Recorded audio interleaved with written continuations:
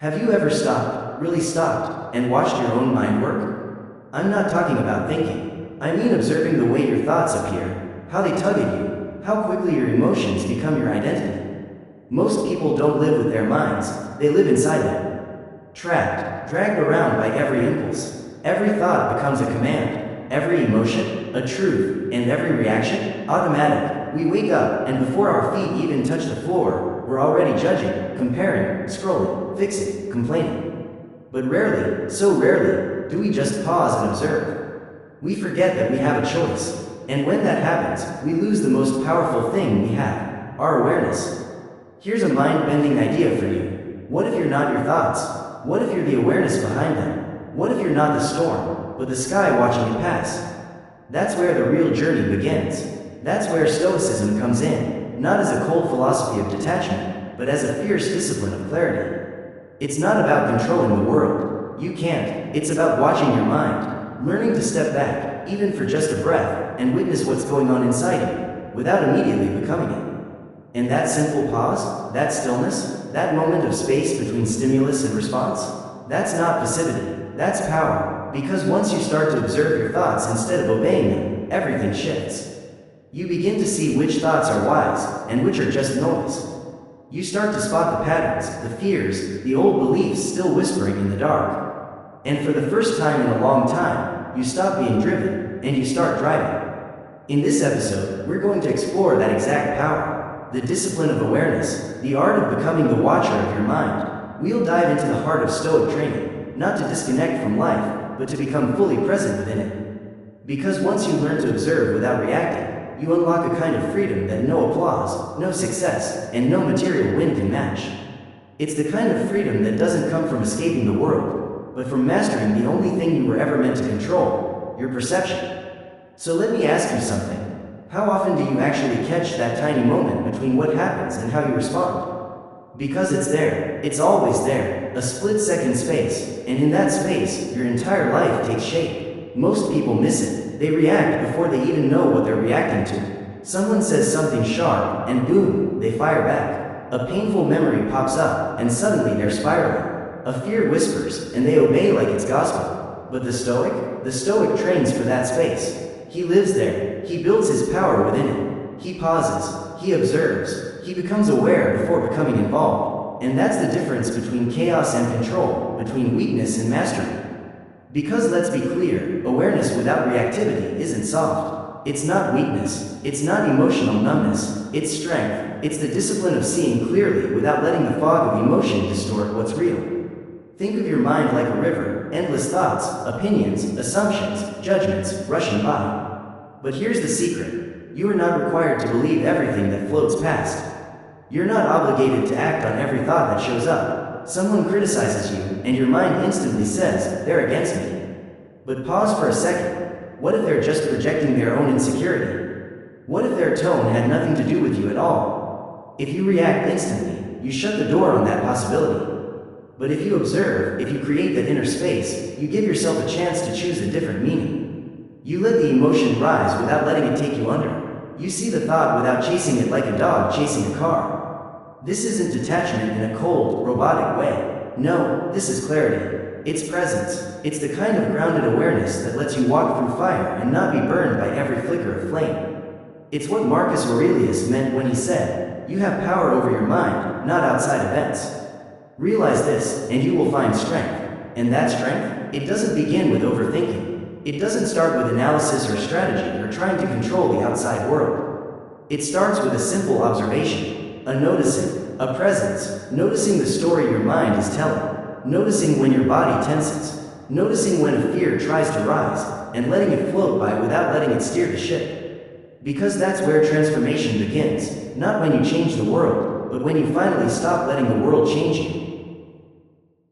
Let's pick up where we left off, on the edge of awareness. You see, once you begin observing your thoughts instead of reacting to them, something subtle but powerful starts to happen. You stop being a puppet to your emotions. You stop being dragged. You begin to stand still and choose. The Stoics understood this deeply. And contrary to what many believe, they weren't emotionless robots. Not at all. They felt deeply, but they refused to be ruled by what they felt. And that's the difference between a person who masters their mind and one who becomes enslaved by it. Take anger, for example. If a man notices his anger and sits with it, observes it without acting on it, he can use it wisely. It becomes a tool, a compass, but if he lashes out blindly, without awareness, he becomes a servant to that anger. He's not in control, it is. And the same goes for fear, jealousy, pride, even joy. Yes, even excitement can lead you astray if you follow it without clarity.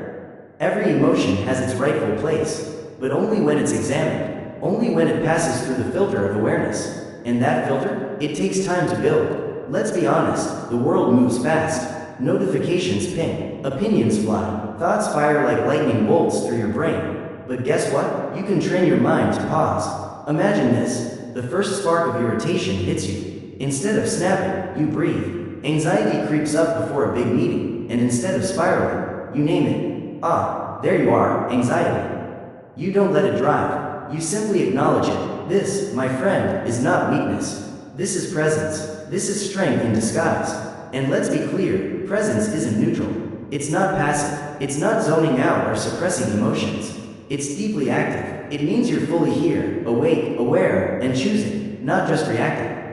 This one practice alone will transform the way you speak, the way you listen, the way you make decisions. It will allow you to walk into high-pressure situations with calm, to receive criticism without closing off, to feel pain and stay open. Why? Because you've stopped treating every thought like a command. You've started seeing them for what they really are, suggestions. And not every suggestion deserves your action. So here's your next challenge. The next time a strong emotion hits, don't rush to label it, fix it, or follow it. Don't rush at all, just watch. Watch what your mind does, what it says, what it expects from you. Then gently ask, is this thought even mine? Is it true? Is it necessary? That pause may feel tiny, insignificant, but inside that pause is your greatest freedom. That's the freedom to respond with wisdom, instead of reacting from old patterns. See, awareness doesn't just reduce stress, it dissolves illusion. Because your mind, it's a master illusionist. It weaves stories so convincingly that you start treating them as facts. A glance becomes an insult. A delay in reply becomes rejection. A challenge becomes a sign that you're failing. But are any of those really true? No, they're interpretations, stories, mental headlines trying to make sense of the world. And the problem isn't the story itself, it's when we believe it blindly. When we attach our identity to every passing thought, we stop seeing life as it is and start seeing it through a lens of fear, pain, and old assumptions. But when you shine the light of awareness on your thoughts, those illusions begin to dissolve. You begin to notice just how much of your suffering was never caused by the event, but by your interpretation of it. The Stoics were relentless in this practice. They didn't just question the world, they questioned their perception of it. Because they understood, real clarity doesn't come from changing the outside world. It comes from cleaning the lens through which you see the world. As Seneca once wrote, we suffer more often in imagination than in reality. And he wasn't being poetic, he was being precise. Think about it. How many times have you prepared for pain that never came? How many nights have you lost sleep over a failure that never arrived? How much guilt have you carried for something no one even noticed? These are the shadows we fight, illusions that haunt us not because they're true, but because we never pause to question them. And that's what awareness does. It doesn't mean obsessing over every thought. It means gently noticing, with curiosity, not judgment. It means watching the mind like a river, seeing what floats by, and softly asking, is this useful? Is this kind? Is this real? Because many of our thoughts aren't truths. They're echoes. Echoes of past wounds, of other people's opinions, of childhood fears, of unchallenged beliefs we've carried for years. This is where the true discipline begins. Not in controlling every thought, but in stepping back from them. In realizing you are the sky, and your thoughts are just weather. Some days stormy, some days calm, but never permanent. The more you practice this, the more space you create between stimulus and response. And that space, that's where peace is born. Not peace that comes from a perfect life, but peace that comes from clarity. Peace that comes from no longer being yanked around by illusions. From realizing that your thoughts are not the enemy, but neither are they the truth. They're just visitors, and you are the host. You decide who stays. So here's your final challenge for today. The next time your mind tells you a story, don't rush to believe it. Don't rush to fight it. Just pause, watch it float by like a leaf on water, and gently ask yourself, is this thought helping me or just haunting me? And in that moment, you'll begin to reclaim something most people never find, the power to live from presence instead of patterns. So instead of rushing to fight the thought, just pause. Gently ask yourself, is this thought creating clarity, or is it creating confusion? Is this thought freeing me, or is it quietly caging me? And if the answer reveals an illusion, let awareness burn it down. Because the moment you see through the stories your mind is spinning, you're no longer stuck in them. And that's when everything starts to shift. That's when you begin to live from something deeper than thought. You start living from truth. Thoughts become like passing clouds. Some are light and harmless, others are dark and stormy. But either way, you realize they're not you. They're not permanent. They're not commands. They're just passing formations in the sky of your mind. But here's the catch. Most people forget this. They start treating every thought like it's an emergency, like it must be responded to, like it's the ultimate truth. But a Stoic knows better. A Stoic understands that wisdom doesn't come from controlling every cloud. It comes from stepping back far enough to watch them drift by, without getting caught in the storm. This isn't about disconnecting from reality. It's about recognizing a vital truth. Mental activity is not the same as truth. Your mind, it will generate thousands of thoughts a day. Some useful, some not, many repetitive, and most not true at all. But once you start treating those thoughts like weather, something incredible happens. You stop being tossed around by every emotional gust. You anchor yourself in something far deeper, the still, silent awareness behind it all. That, right there, is the core of Stoic training. Marcus Aurelius used to remind himself again and again, return to the present moment. Not as an escape, but as a foundation. He wrote, the present is all we have. And he was right, because when you truly live in the present, you stop clinging to thoughts as if they define you. You begin to see them for what they are, experiences, not identities. They rise, they pass, they do not define you. So the next time a thought pops up, like, I'm not good enough, or they must think I'm a failure, or this will never work, don't follow it down the rabbit hole. Don't fight it, don't try to bury it. Just see it, picture it as a cloud, observe its shape, its weight, its timing, and then, let it pass. Not because you're ignoring it, but because you've remembered the truth. You are not the storm, you are the sky. Now let's be real, this practice isn't always easy. Some thoughts don't just float by, they roll in with thunder. They echo old insecurities, they carry the weight of past wounds, and they demand a reaction. But when you've trained your awareness, when you've practiced staying present, you begin to respond differently. You say to yourself, ah, there's that cloud again. I've seen it before, it's just passing through. And just like that, your inner dialogue shifts. And that shift creates space.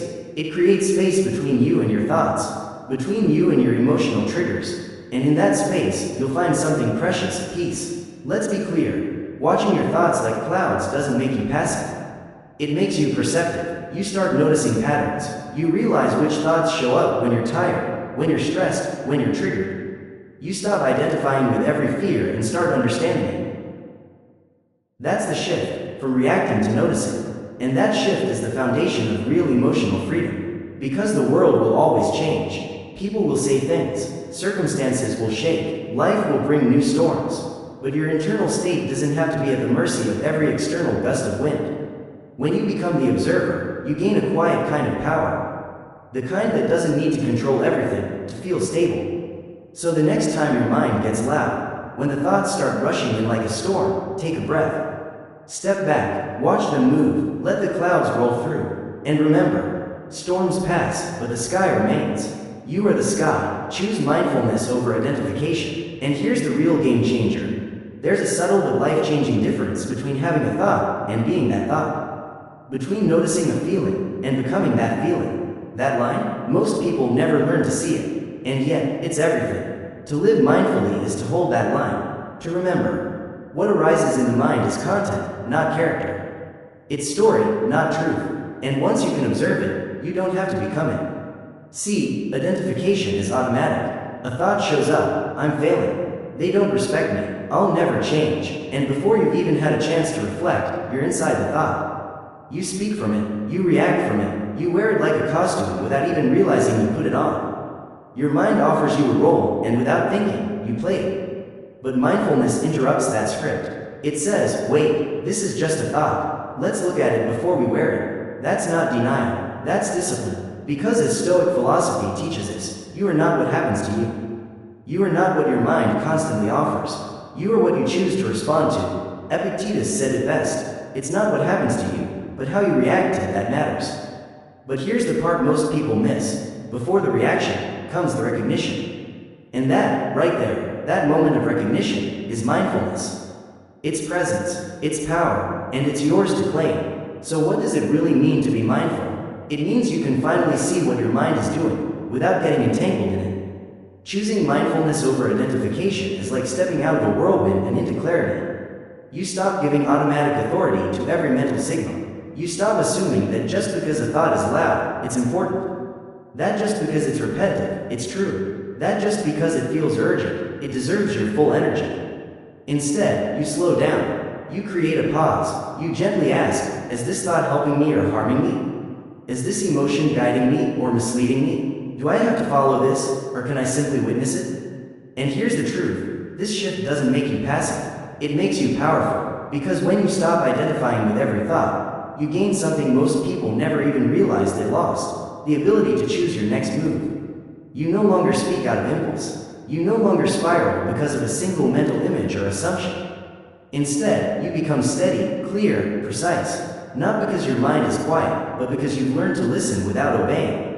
Mindfulness doesn't mean emptying your mind. It means giving yourself space, and in that space, you discover freedom. Freedom to respond with intention, instead of reflex. Freedom to honor your principles, instead of chasing comfort. Freedom to remember, you are not your emotions. You are the awareness that feels them. And that awareness, it remains unshaken. Even when the waves rise, it holds steady. You don't have to fight every thought. You don't need to silence every feeling. You simply need to remember, you are not them. You are the one who notices them. And in that noticing, you reclaim your life from the automatic, reactive patterns that have held you back for far too long. So the next time your mind throws a storm your way, pause. Don't dive in. Don't drown in the noise. Just watch. Let the moment settle. And when it does, make your choice. Not from fear, not from habit, but from clarity. Because when you choose mindfulness, you don't just react to life. You shape it. Here's the part most people overlook. Your power lies in your perception. Everything you experience, joy, pain, peace, frustration, passes through the lens of how you perceive it. The world doesn't speak to you directly. It speaks through the filter you built. Two people can face the same situation, a loss, a betrayal, a setback, and walk away with completely different realities. Not because the event was different, but because the meaning they gave it was. And that quiet truth, that's what Stoicism is built upon. It's not the event, but your judgment of the event that shapes your experience of life. And in the space between what happens and what it means, you hold the power. Most people never realize how much control they surrender in that space. They live in what we could call auto-interpretation mode. Someone walks past without saying hello, and they instantly feel disrespected. A door closes, and they immediately think, I've failed. A delay happens, and they assume rejection. But these aren't facts, they're stories, interpretations, often inherited, often unconscious, often shaped by wounds from the past.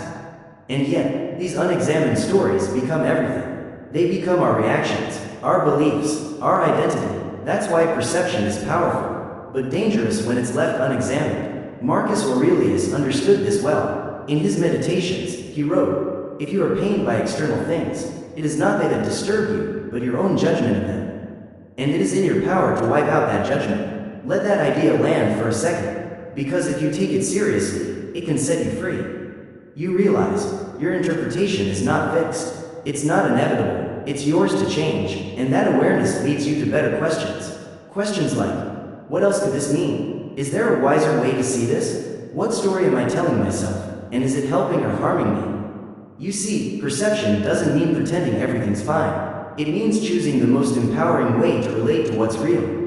The Stoic doesn't deny hardship. He reinterprets it. A setback? That's training. An insult? That's a lesson in patience. A loss? That's a reminder of life's impermanence. And this reframing doesn't erase pain, but it does erase unnecessary suffering. The extra weight we pile on top, resentment, blame, despair. That's the suffering we create, and that's the suffering we can dissolve every time you choose how to see something.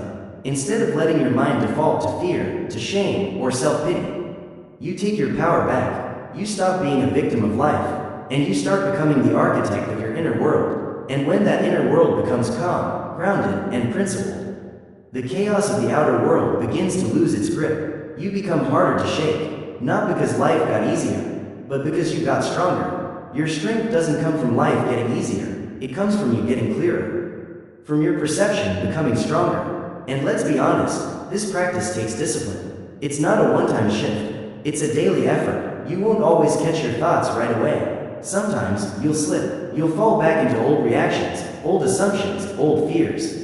But every time you notice it, every time you pause, take a breath, and choose to reframe, you're strengthening a muscle that most people never even know they have. And over time, that muscle becomes resilience, that lens becomes clarity, and that clarity becomes freedom. So the next time something happens, before you react, ask yourself, what story am I creating right now? Is this the only way to see this? Is it even true? Because in that single moment, you're holding something most people never even reach for. The power to transform, not just what happens to you, but how it lives inside you. And that brings us to one of the most overlooked truths. Your mind is a tool, not a master. It's brilliant. It can analyze, imagine, create, solve, strategize. It's a powerful machine, but like any tool, it's only as helpful as the one who wields it. The problem? Most people don't wield their minds. They serve them. They mistake the voice in their head for truth. They let it dictate their mood, their pace, even their worth. And in doing so, they flip the natural order upside down. The tool becomes the master, and the self becomes its servant. The Stoics warned us about this, over and over. They taught that reason, not overthinking, but reason, the ability to step back and see clearly, is what separates us from chaos. But let's be clear, reason doesn't mean constant thinking. It doesn't mean obsessing or analyzing every little detail to death. Reason means, I am not my thoughts. I am the one who directs them. You are the craftsman. The mind? That's just your hammer. And when the hammer starts swinging on its own, you end up in constant tension. You replay conversations that ended hours ago. You catastrophize the future. You overthink until you're paralyzed. You beat yourself up, trying to fix every discomfort with more control, more noise, more information. But what you really need in that moment is not more thought. You need more awareness, more stillness, more ownership over the machine that's been running on autopilot for far too long. You can train your mind like a muscle, not with brute force, but with relationship. You start to see its patterns. You learn when it's helpful, and when it's just running loose. You notice which thoughts energize you, and which ones drain you dry. And instead of obeying every mental impulse, you begin asking, does this thought deserve my energy? That's mental discipline. That's real mastery. Think of your mind like a wild horse. Left untrained, it runs in every direction. It reacts to every shadow. It drags you into chaos without permission. But with time, presence, and patience, it can be tamed. It doesn't become boring. It becomes powerful. It moves with you, not against you. It becomes sharp, not frantic. Focused, not scattered. That's why the Stoics emphasized inner order, not perfection, order, a life led by a mind that has been disciplined into service. Not to ego, not to fear, but to virtue, because when your mind works for you, not against you, you access a strength that doesn't shatter with every intrusive thought. A strength that doesn't collapse under doubt. A strength that holds discomfort without panic. But none of this happens until you make a clear decision. My mind works for me. I do not work for it. That is the beginning of power. That is the reclaiming of your inner life. That is the shift from surviving your thoughts to directing them. So ask yourself this right now. How often does your mind feel like a helpful tool? And how often does it feel like a runaway engine? And more importantly, what would happen if, instead of chasing every thought, you just paused? What would happen if you stopped and remembered who's holding the reins? Because here's the truth. Life doesn't just unfold. It gets filtered, and every moment you live is shaped, not only by what happens, but by how you explain it to yourself. Your friend cancels plans. Do you assume they're rejecting you? Or consider they might be overwhelmed? Your coworker critiques your idea. Is it a personal attack? Or an opportunity for refinement? You miss a deadline. Is it proof that you're a failure? Or a reminder that you need to recalibrate? These interpretations come quickly, so quickly, in fact, that they often form before you even realize they exist. And that's the danger. because when you rush to interpret, you lose clarity. The mind hates uncertainty, so it fills in the blanks instantly, instinctively. Here's the thing most people never slow down enough to realize. Those quick, automatic interpretations your mind throws at you, they're rarely the wisest. They're often shaped by fear, by pride, by wounds that haven't fully healed. They're colored by assumptions we've never questioned, by ego stories that we've repeated so many times, we can't tell if they're real or just familiar. The Stoics knew this. Epictetus warned his students clearly. When something happens, the only thing in your power is your opinion of it. That opinion, that snap judgment, is not harmless. It doesn't stay in your head. It becomes emotion. Emotion becomes behavior. Behavior becomes habit. And before long, you're reacting to life, not as it is, but as your unchecked story tells you it is. But what if, just once, you could pause? What if you could train your mind to wait a breath before labeling something good or bad, safe or threatening, personal or meaningless? What if your first response wasn't a conclusion, but a question?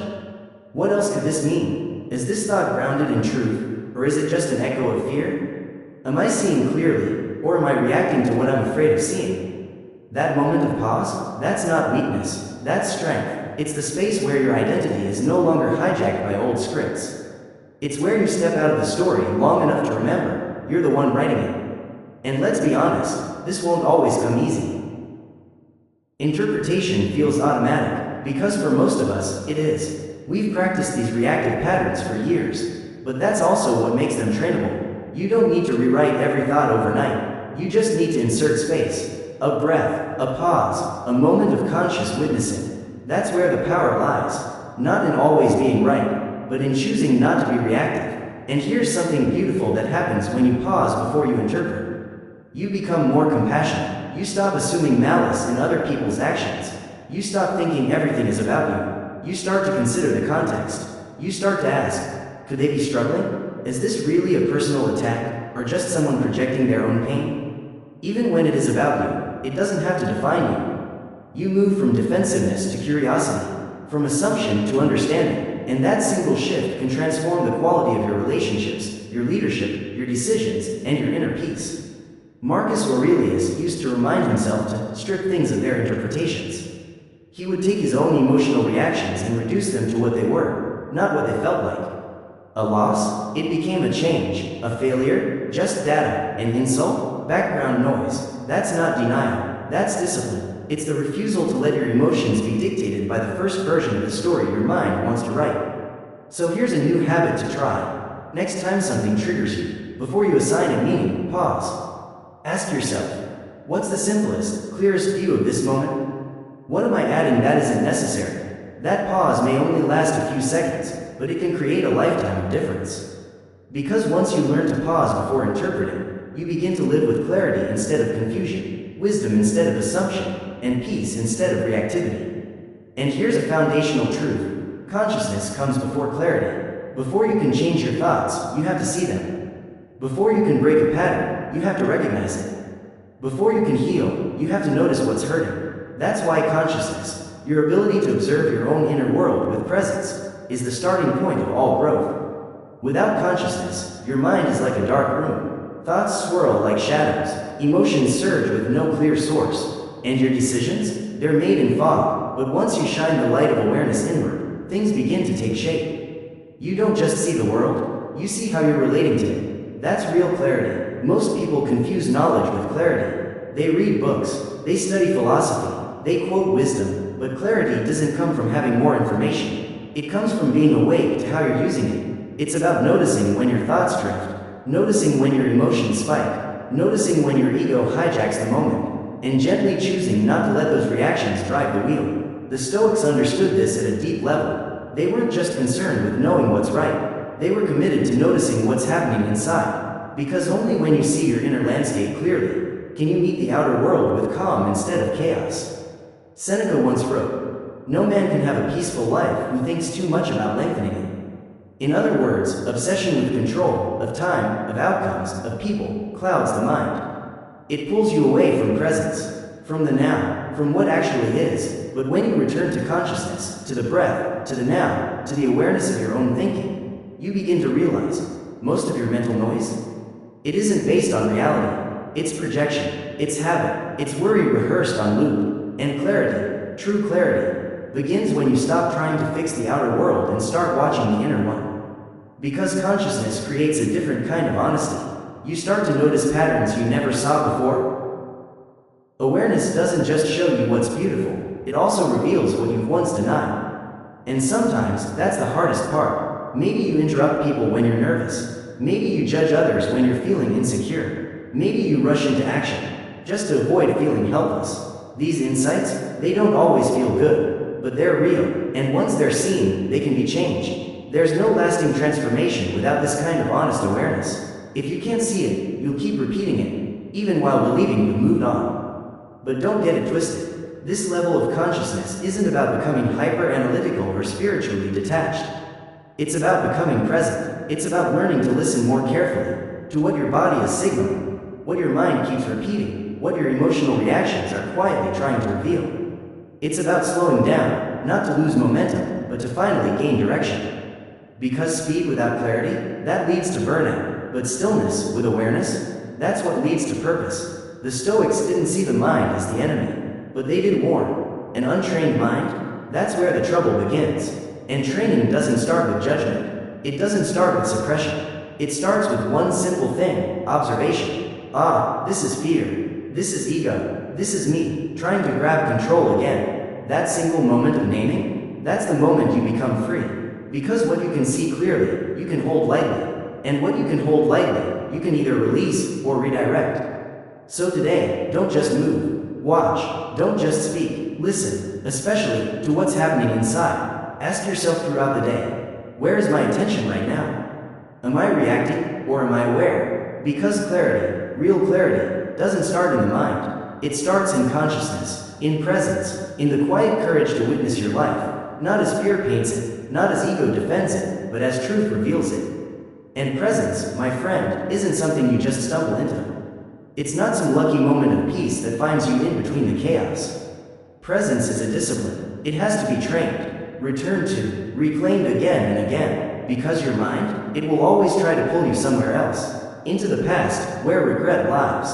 Into the future, where anxiety waits. Into comparison, distraction, illusion. The present moment is simple, but your mind, it's restless, and unless you actively train it, you'll live everywhere except right now. Training presence doesn't mean escaping the world. It means entering it more fully. It means tasting your coffee instead of sipping it while scrolling. It means listening to your friend without rehearsing your reply. It means walking without needing to arrive. It means breathing and knowing you're breathing. This isn't just spiritual poetry. It's one of the most practical skills you could ever build. Why? Because every decision, every emotion, every habit, all of them happen in this moment. And if you miss this moment, you're not really living. You're rehearsing, you're surviving, but you're not awake. The Stoics were deeply present, not because they had fewer distractions, but because they had greater intention. Marcus Aurelius didn't write meditations as theory. He wrote them as reminders to return to what he called the work of the day. Because even he, an emperor, had a wandering mind, but his discipline was in returning, again and again, to presence, to focus, to the moment in front of him. Because that's where the real work is, not in thinking about life, but in living it, one breath at a time. Presence doesn't mean perfection. You'll still get distracted, your mind will still wander, but the more you train it to return, the faster it finds its way back. Like a muscle, presence strengthens through repetition. A moment of stillness at a red light, a deep breath before responding in anger, a pause before scrolling when you feel uncomfortable. These may seem small, but they're not. They're quiet revolutions. Because each one teaches your nervous system, we are safe here. We don't have to escape. And the deeper your presence grows, the more you start noticing what others miss. You feel the tension in your shoulders you've been carrying for days. You catch the subtle shift in someone's voice that says more than their words. You begin to hear the voice of your own intuition, the one that's been drowned out by noise and distraction. These are the moments where life speaks, not through grand signs, but through stillness, and the more present you become, the more clearly you hear them. Presence also reveals something that few want to face, but everyone needs to understand: impermanence. You begin to see, with honesty, that everything is passing: joy, pain, confusion, clarity, all of it. And when you see that truth clearly, you stop clinging. Eventually, when you see that everything is passing, you stop clinging. You stop resisting. You stop controlling. You simply begin to experience, fully, honestly. And that's not indifference. That's wisdom. Because what is presence, really, if not the ultimate surrender to what is, right now, without needing it to be different? So here's your practice, not for some distant future, but for today. Throughout your day, gently return. Not forcefully, not with guilt, not with pressure. Just return. To the breath, to the step in front of you, to the voice speaking to you, to the moment you're living in. Ask yourself, even now, where am I, really? And if the answer is, somewhere else, come back. Come back again, and again, and again. That's how presence is trained. Not in one grand meditation, but in 1,000 small moments of awareness. Be still enough to notice deeply. Because in a world obsessed with movement, with progress, with speed, with noise, with endless reaction, stillness is often mistaken for weakness. But the truth, stillness is not the absence of energy, but the presence of awareness. It's the ability to resist the compulsion to always do, always respond, always fix.